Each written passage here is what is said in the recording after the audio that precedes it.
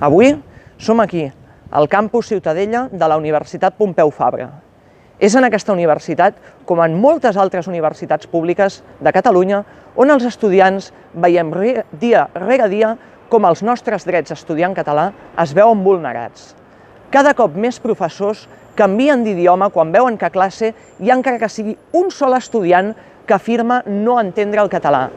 Ells, a més dels òrgans de govern de les universitats, es passen pel forro i no tenen cap problema en obviar tots aquells plans d'estudis que estipulen que l'idioma de docència és el català quan es tracta de donar pas al castellà.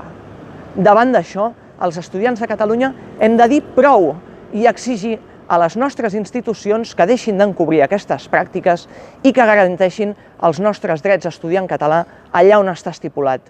Hem de fer valer la nostra llengua al nostre país i no podem permetre que 4 despistats, Erasmus o no, aterrin a les nostres classes i demanin castellà i se'ls concedeixi per la feblesa moral dels nostres professors que reculen davant aquests fets.